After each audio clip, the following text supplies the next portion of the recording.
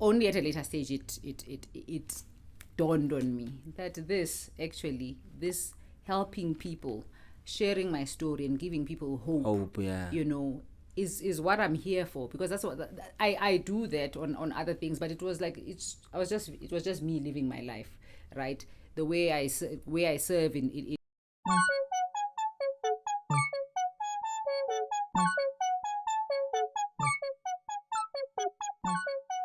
first impressions a bit late, so no. I can't recommend him yet. You're messing up your own opportunities. Wow.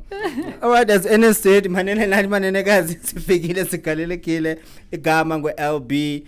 I'm not alone today. Why am I saying today? I'm not alone. I'm always not alone. I've got Usis Mandisa. Kusisi. Not Mama Mandisa. It's an inside joke. Ernest, do you get it? Let's not do inside, please. Please. Alright, it is what it is, man.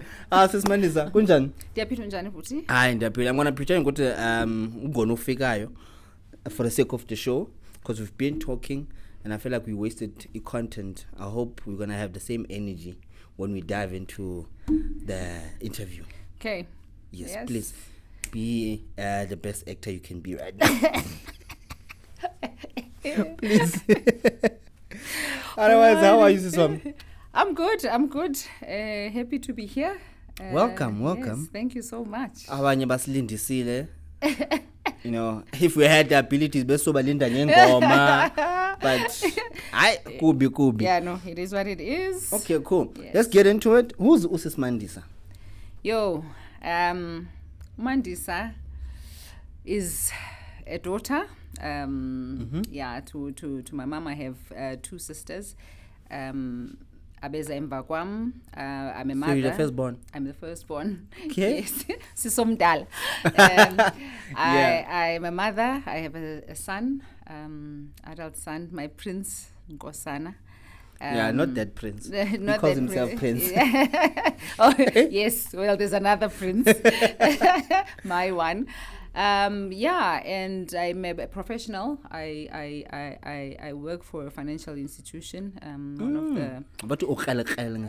Well, I don't know about that, but if you say so. Yeah. A friend to many. I think I am that shoulder to cry on for most people. It just has been that way for some reason. Yeah, and then I also run in my spare time, free time. Okay. Yeah, I run. Yeah. Okay, and now I'm curious, what kind of a child were you while growing up? I was a quiet child, introvert. An introvert? Yes. Okay. Introvert, very shy, very shy. I was one of those children that would be always in the house. You know, my uncle and aunt were very strict. I was raised by my uncle and aunt. Uncle being my mother's brother. Yeah. Yeah, very strict. So we were not one of those children that you would find playing in the street. No. So when we do play in the street, you are running to the house. You are running. Yeah. They must find you. Like you must be busy. Actually, I was making a comment at their 50th anniversary. That was the thing. It was like, hey, you must like act busy when they come in. I know, right? I know. But yes, that's how we were. But thankful for that as well, because we know you know, at that time you don't see that abuse. You know, of course, I hate you. They go to the net to corner. You know, exactly. Yeah. So, but now when I look at some of the kids that we grew up with, you know, in Tangazetu now, that, you know, their lives went south.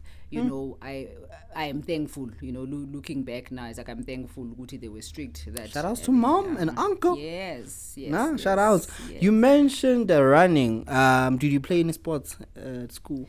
At school, I actually, in primary school, I used to be a 100-meter sprinter. So that's where the running comes from. Yeah, but I never thought, I mean, that was in primary school. So in high school, I played volleyball. Oh. I played volleyball. I only picked up running again when I was working. But like stress. No, it wasn't actually. It wasn't. I joined another financial institution. I was new. So these two gentlemen, these two white guys, all much older than I am, actually, like my mom's age. I remember them coming into my office to introduce themselves, and they're like, so what do you do? You know, I'm like, no, I'm by myself, because my son was still at home. He was still at home. So I'm like, no. So what do you? So I have nothing much to do. So what do you do in your spare time? I'm like, nothing. So they're like, no, we do this thing. We go, we run. We belong to a club. We do time trials on a Tuesday. You must come with us. So I was like, I just wanted to get rid of them, to be quite honest. You know, I was that's like, when you agreed. I was like, okay, I'll come. And then the Monday's like, remember tomorrow. I'm like, wow. Okay. So you thought they were going to forget? Yeah, I was like, football, right? I was hoping. No, it didn't go that way. But honestly, I'm glad they didn't, because that's just how it started. So I would go on a Tuesday. First time I felt like I was dying, because I was like, you know, we get to the first K, I'm like, how many Ks was it? 5 Ks, like 1K. I'm like, guys, can we like, really? And then the next week they were still there, and the rest is history. I'm still running. So even now. Next week, why? Yes, because it's every week, right? It's on a Tuesday. So they were like, so you're like, they go. I was like, no. Yeah, now I'm like, I was also shy to let them down. Now I'm gonna see them every day at work, right? Now I don't have any way to hide. Yeah, like, I'm just increase. Not even my boss, but I was like, these guys, yeah. Okay. But and before I knew it, I was running races, you know. Wow. Yeah. So that's why you look so young. Yeah. Well, black don't crack. Thank you. I'm sure it's part of it. No, that's good. And mama benyu bagijima, please.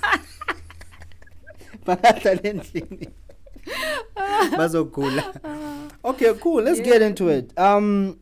Uzuko, who is a person that referred you to me to do the podcast, he mentioned Kuti, you are a breast cancer survivor. Yes. And I was like, hey, Zuko, this is good content. I hear you. But how am I even going to ask these questions? What if like, should I go buy tissues? But I was like, my boy, thank you very much. Bring the person here. This is the content I actually need to do, because now we've been doing a lot of entertainment. So episode 51, as Enes said, let's do something different, you know. So Sis Mandisa is here. She's a breast cancer survivor, right? Let's maybe educational, this thing. No, what is breast cancer? But we can't assume that everybody knows everything. So what is breast cancer? That's a difficult question. Is it? This is cool, all right? So you're closer, by the way, ne? I am full and closer. I should have asked in the beginning. Yeah, in the beginning. My mom is from the Eastern Cape. Wow, that's where my dad is from. Is it? So I think my uncle is from there. So my baby fine, because you are strict as well. well, not this uncle, the another uncle in Iseko. So okay. Yeah. But anyway, and my dad was Ndebele. Yeah, that's another story. Okay. Yes. That's not okay. Cool. Yeah. Breast cancer. Breast cancer. I can't be technical or have any medical terms and all. Okay, cool. But that's we understand. You're a numbers person. That's when there's a mess that is found in your breast that causes a lump. Etile. So that will need to be tested through biopsy to determine whether it is cancerous or not, because there are instances where you can find a lump. There's people that have lumps but which are not dangerous or anything. They're not cancerous. So yeah. Wow. So for some of us, fortunately or unfortunately, wow, we are here discussing surviving. breast cancer. Okay, cool. So now, how did you find out that you have breast cancer? Interesting story, that one. Uh-huh. If I can say, it was by chance. It was by chance because I was going on my yearly checkups, other checkups that we have to do as people, pap smear, blood pressures, all of those. So when turning 40, I then spoke to my GP and said, I need can't still believe that age. I need to do a mammogram. So what do I do? And then she gave me a few names where I can go and have a mammogram done, because I had never done one, so I didn't know where I need to go. She pointed me in the right direction. Right direction. I then made an appointment with Pink Ribbon. I thought the name was, attracted by this name, and also they were in the area where I worked, so it was easy for me to go there, and they operated on a Saturday, which was also a nice thing for me. I then went because of work. Oh, because of work, yes. So I then went on this particular Saturday. It was the 3rd of February. Don't remember the date. I remember it like it was the 4th yesterday. 4th of February. Yes. I went and and did the mammogram, and then they then do a scan after they do the mammogram. And that's when the news they dropped the bomb. Yes. Sheesh. What's going through your mind? For me, I think when I saw so how it happened is the breast that was scanned first was the one that didn't have the lump. So I saw that, the scan went through fine, but when she got to the affected breast, I could see the difference between the two. I'm like, okay, there's something there, so already my mind is like, okay, I can see a lump. But because I knew there's instances where lumps are not dangerous or so you're convincing yourself. So I was like, not. Probably, I think in the back of my mind, it was like maybe my defense mechanism of some sort, where it was like, okay, it's either cancer or not, but at this stage I don't know. So we finished the examination, and then we go into the office because she needs to tell me the results. Yeah. So she then tells me, we found a lump. I'm like, yes, I saw the lump. But we don't know if it's cancer or not. So you need to do further checkups. Correct. You need to do a biopsy, actually, because then they what they do with a biopsy, there's this needle, they inject you and they pull a sample, they go and for then tests they go for tests. Yeah. So we just needed to get authorization from the medical aid to do that. So I had to come in. I think you purchased medical aid. Hey, they've got tendencies, those people. Hey, luckily not. No, this is a scam. No, sometimes it's a scam, but luckily for me, no. Okay. It just took longer than I thought at that time, because now you are anxious, right, of the of the results. Also, it's like can they, so that I can know. Yeah. So yeah. So that was that, and also what went through my mind was like, let's fix what needs to be fixed. Let's do what needs to happen. Just point me in the right direction, what I need to do, and let's get it done. Did you maybe go home when the research, hey, how dangerous is this? What are the side effects? Is this now before the operation? After the results came back? No, before. Before, after they've told you what you found a lump and what? I did not. I think that actually the pressures of work also, because I actually used to work very long hours. Well, I still do very long hours. So I think that part of my life was just taken over by that I didn't have time to go research to go research. Yeah. And because I was gonna go back for biopsy soon, it was like, okay, we'll find out. I think maybe at the back of my mind I was hoping it wasn't going to be something dangerous. Cancer. It wasn't going to be cancer. So now, fast forward. Here are the results. How do you take it? Hey, when the results came, it's like my family was just brought forward. For me, mentally, they were just brought forward. It was like, my son can't be without a mother, And at that time, Umdan? At that time, he was 20. Yeah, because he stays with me. So I was like, he can't be without a mother. I'm the eldest daughter. So my family is dependent on me. So I'm like, my mother, how is she going to cope? She'll have to bury a first child. That can't happen. Yeah. My sisters, I know they're not going to cope, because I was already imagining my youngest sister. I'm like, my goodness, if I have to break these news to her, she'll probably just faint. Are you their pillar of strength? I am. Okay. I am. That's good. So that's what came for me. I was like, I'm letting people down. It was like I'll be letting people down if anything happens to me now. So no one is dying today, guys. And no one is dying today.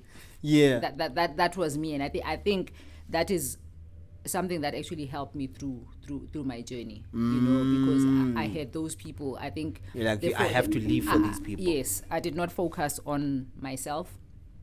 The focus I shifted, and which is why it seems like you were strong. It wasn't strong for me. Yeah. To be quite honest, I was actually being strong for other them. people. Yeah. Wow. Hey. Hi, ngiyandithusa man. Ngiyandithusa ke ngoku. Okay, cool. So ke ngoku you were diagnosed with cancer, right? So how did you break it down to your family? Mama kunjena kanje. Because abazali you can never know ukuthi bazophathwa yintoni xa baxela indaba ezinhle. Right. Funny you say that, because I decided ukuba I don't want to be having this conversation like 100 times. Can I have everyone around the table, please? Thank you. Let's organize a lunch, family, and then I can just break the news once. My head, everyone. I'm like, because now I must be dealing if this one is fainting here and the other one. I'm like, can we have one session? So funny, you're talking about how parents it gets affected by this, by the news. Yeah, on the day I was going to break the news to them, actually my mom woke up, there was something wrong. This is before the day before. So I was going there for lunch, right? So the morning I get a call. He's like, Mom, I don't know what is going on. She has a pain here on the side. So they rushed her to hospital. I'm like, hey. Now what's this now? Because I can't. Which one is this one? Which one is this one? Because I can't postpone this now. You have to tell them. I have to tell them. So I go there, but she was fine. So I when we got back, now we continued with the lunch. Obviously, we have to eat. So we continued with the lunch. So I broke the news to them, and it wasn't me being insensitive that Mom had come out. Because you had to tell them. Anyway. I had to tell them because I was getting closer to having to go for my operation, and there's obviously no way I would have gone and be admitted in hospital without family isazi uba where am I, what's happening. So yeah, so I was selfish, if I can put it that way, in a sense, Yoba, when I was breaking the news to them, because of the way that I was like, defensive type of thing, protective, let me put it that way, so defensive, protective over them. Yeah. I was like, guys, see right.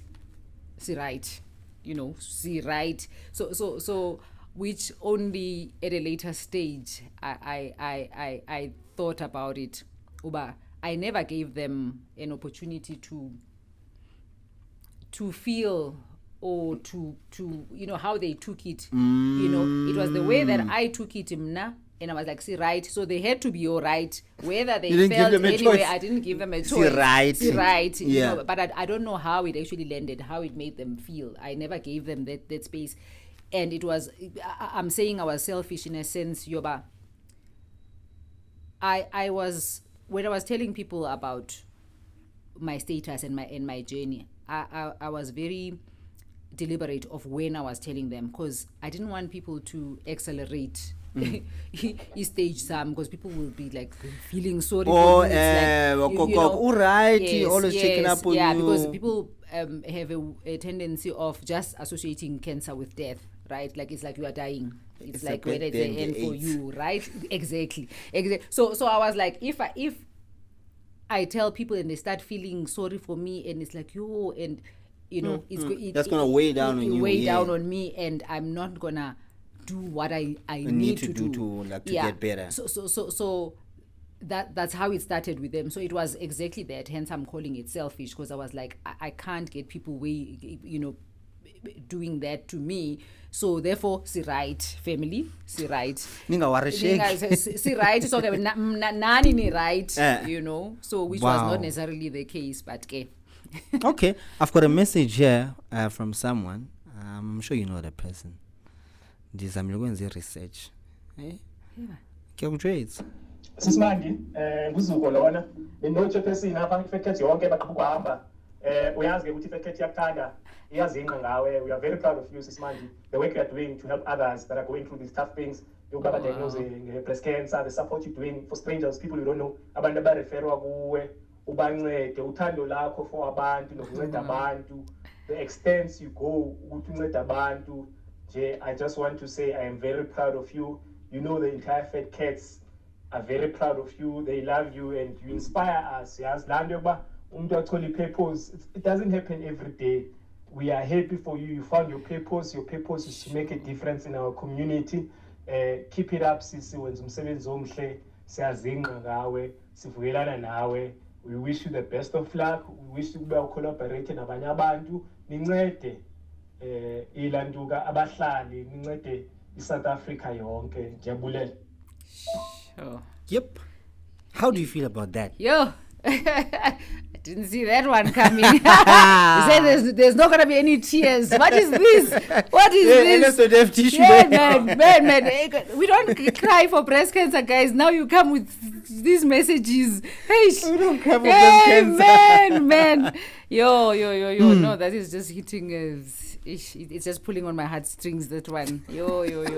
Seriously. Shout out to Zugo, yeah. Shout out to Uzugo. It's quite interesting. Uba, I met Uzugo only a few months ago. Wow. Yes. So man, I'm thinking you guys know each other from Fantuka. No, Uzugo joined Fed Cats actually. Fed Cats is our running club. Fed Cats Athletics Club. He joined this year. So we met. So when he joined, he then I think invited or followed abantu on social media who are Fed Cats. So I was then, we were friends then on Facebook and Instagram. Then I saw him posting he was gonna run a race, and then he put the running gear for that race, but it was the training gear, which was interesting. So I then inbox him and I'm like, you might want to to consider and put the right outfit. Yes.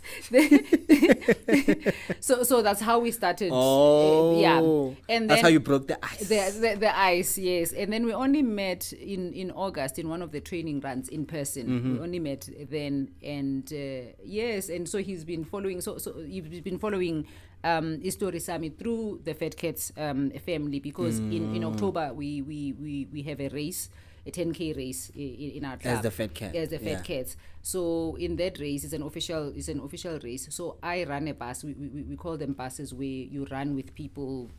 So for a certain time, we say, okay, I'm going to run a 10K in 1 hour 15 minutes. I'm making an example. Okay, yeah. So the people that want to run in that time, they can run with you. So you are the bus driver. That's what it's called. Okay. So then I run then for breast cancer awareness. So I run a pink tutu bus. Yes. So we wear pink tutus for the breast cancer awareness month. So you see a lot of people that run in October. Normally they will wear pink tutus. That's the reason. Okay. So through that, he then saw Ibayo, because I had to put out Ibayo for the race. For the race, okay.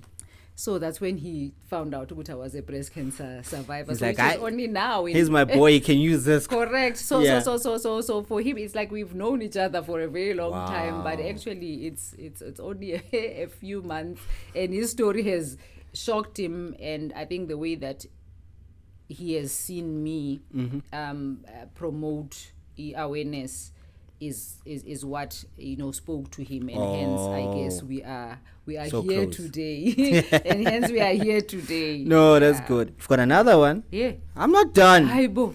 I'm not done. Who do you know that the people that are... Sorry. Hi, Mandisa. Matwane here. Good luck with your breast cancer awareness. Everything of the best. Thank you.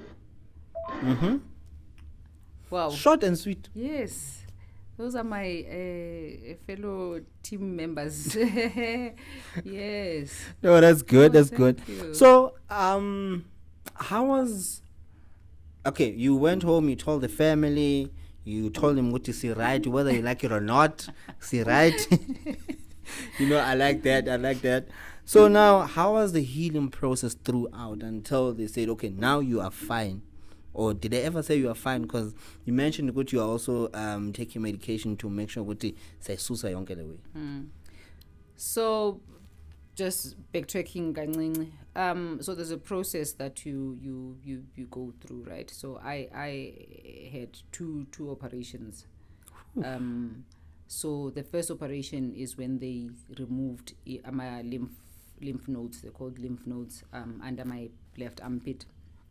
So that is to prevent the cancer from spreading any further, because when it spreads from the breast, so the lymph nodes would be the first part where they spread.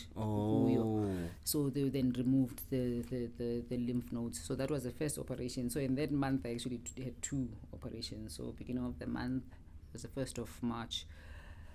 I had my first operation, and then the 31st of March, I then had the breast. Okay, the second one, yes. Yeah, the second one. There's also options. You were talking about education, right? So I had a lumpectomy. Lumpectomy is when they only remove the lump. Oh. You have that option. Well, I had that option. You don't always have that option, depending on the stage of your cancer, right? Because there are different stages and all. Correct. Please tell me about the stages. So there's different. I guess it's like load shedding, like in the levels. so I must stages on my level, left, right, and center. So the stages. So if it's stage 1, it means it's a pansy. It's not dangerous. It's not, that's when it's detected early. Stage 2, which was my stage, is still a bit low. It's manageable, which is why I could have a lumpectomy done. So a lumpectomy when they only remove the lump that is affected. However, when it moves to like a stage 3, 4, I'm not sure if it's up to stage 5, but when it progresses with the stages, sometimes you cannot save the breast. Whoa. So you have then to remove the whole breast. Sure. Yeah. Okay. So, and then those are tough decisions, because sometimes it speaks to confidence yakho, right?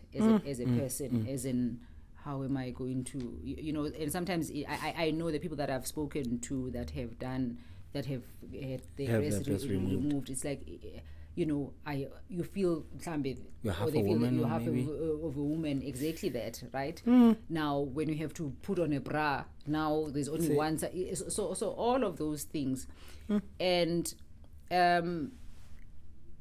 there's also issues of like finance, right? Like medical aid and stuff that doesn't pay for certain things.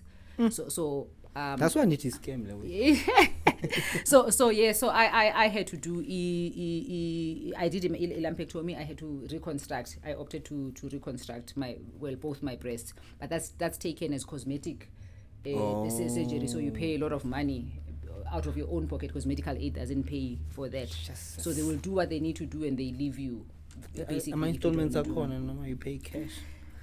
You can discuss that with whoever, So yeah, I then had to do radiotherapy, irradiation. Other people will do chemotherapy. I've heard about chemotherapy. So I prayed that if I ever prayed, I prayed for one thing, like through this cancer, it's fine, I have it. Can I not have to go through chemo? Please. And apparently it's not nice, the chemo. Nothing is nice. Nothing's nice. Even even radiotherapy is not nice. Radiation is also nothing is nice. Okay, yeah. Yeah. Shoo. You went through a lot. But so now, how did it affect you mentally, this whole process? Did it change anything? Did you see life differently? Did you appreciate life more? It wasn't like something that was obvious. It was over time that I actually realized that the decisions that I started making after the whole thing actually was because of me being diagnosed with breast cancer. So I started making different decisions. So even the way that I lived my life after that, like on my 43rd birthday, I was jumping out of a plane. It was like only when I look back at some point, I'm like, I started doing things differently, and because you only live once, right? And I was like, hey, these breasts almost killed me. So now, before I die, I'm going to live, guys. I like your sense of humor. I'm going to live before I die.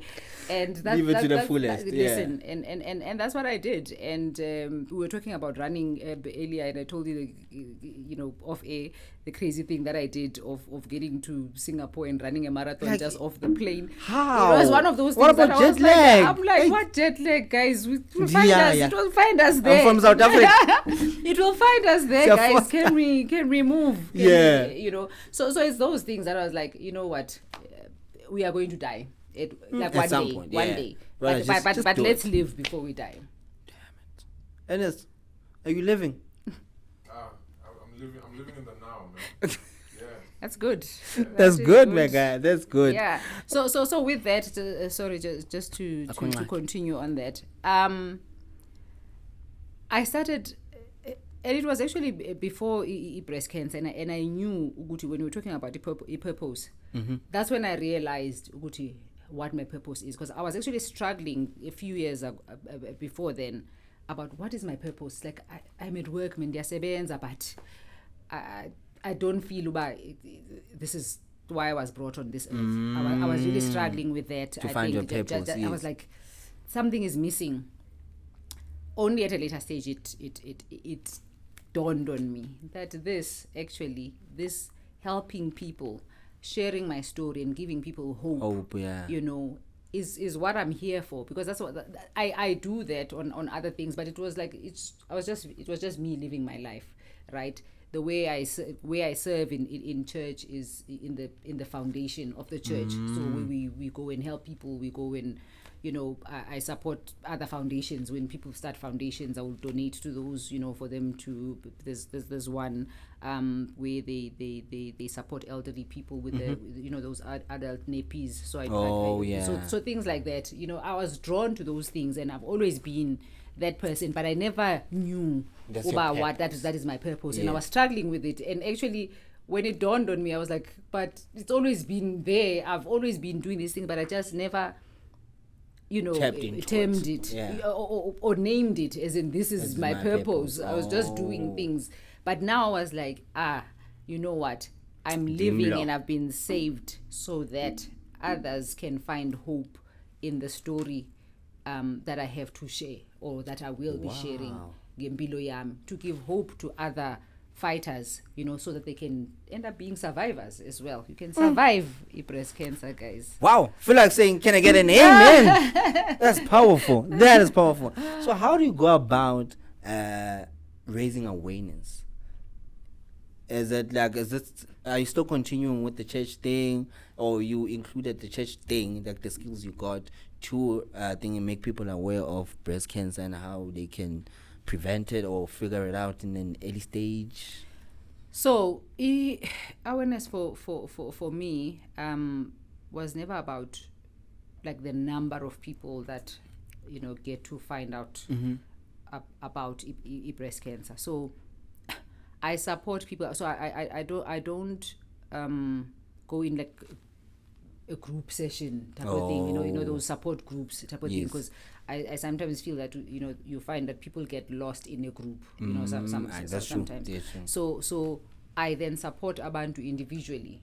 People that have actually the people that I've walked through their cancer journeys, people that I had never met before. I never knew them. Would be connected by someone because they know my story, and be like, there's someone who just got diagnosed, and I will be in touch with that person and help them through the journey. By sharing my story. Someone that will be helped through hearing how I survived, like my first warrior sister, I call them my warrior sisters. Nice one. Was a young girl from work actually. I used to go to the office. She didn't want professional help because she says, they're gonna give me textbook answers. These people will not like eye cares. They don't understand what I'm going through. So I said no. The person that was relaying this, I said, I'm okay to talk to her if she's fine to talk to me. She was willing. So I went to see her, and all she could say, through the tears, was, "But look at you." Wow. So and I said to her, that's the hope that I wanted you to see. You must see that you can beat cancer, because now you're already you were already defeated before you started fighting. So when you see someone, which I put myself there right in front of me to say, you can also get to this level. Stage, yeah. And if you can see her today, I'm happy to report that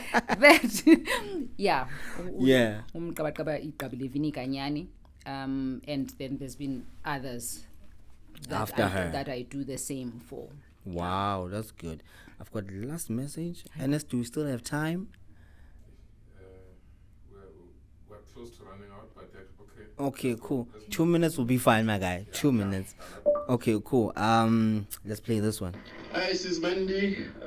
Well done on all you've been doing to get the breast cancer awareness out there. Continue doing the good work that you're doing. We are very proud of you as Fat Cats, and you're not only fighting with your name, you're also representing the club very well in your fight for breast cancer. We're very proud of you. Keep doing what you do, and we love you. Amen. Showering her with love. Some showering. Oh my goodness. Please. I know I'm not gonna. I told you I'm not gonna cry. Right. Right. I think I should join you. That's guys. why I love them so much. That's Com. Yeah. Or even know the voice because he didn't introduce himself. He's Com. Yeah, I know exactly who it is.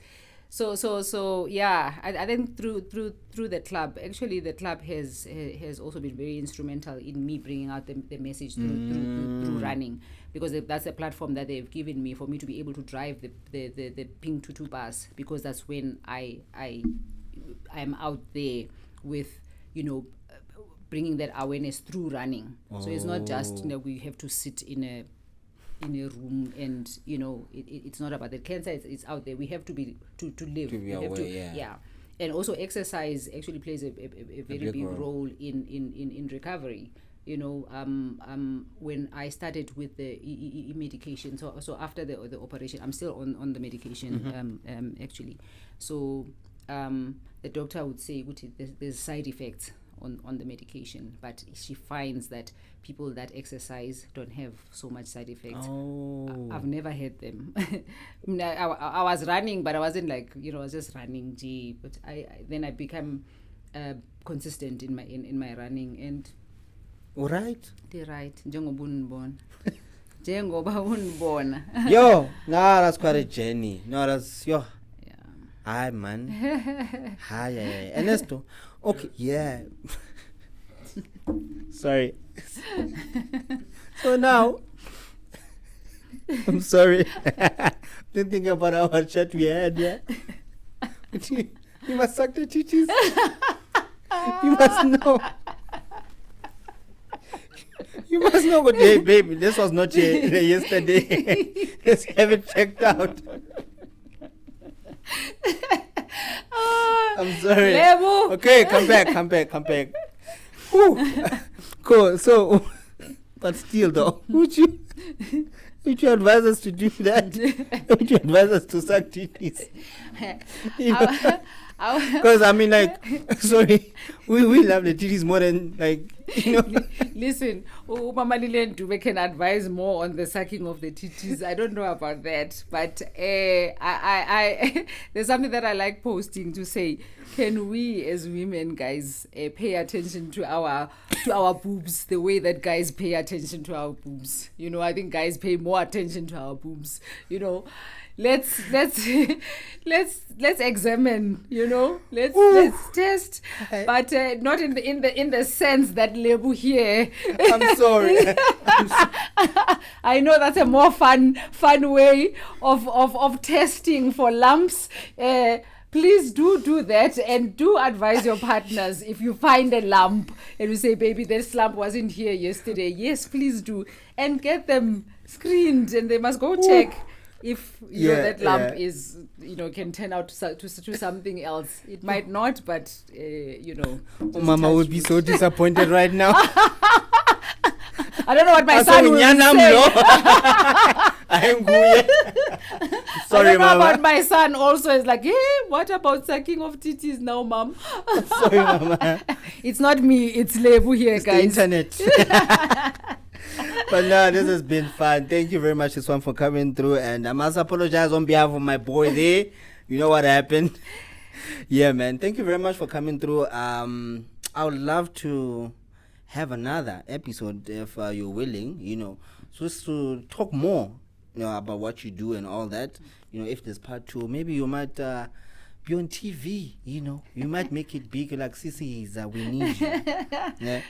Part 2? Yeah. Somewhere in the pipeline. Why not? Thank you so much for having me. Yes, it has been fun. Thank you. Thank you. We can't make this thing like it's so serious. No one is dying, guys, and no one has to die. We've got warriors. We've got warriors, and that's what we want people to see, that warriors are there, survivors are there.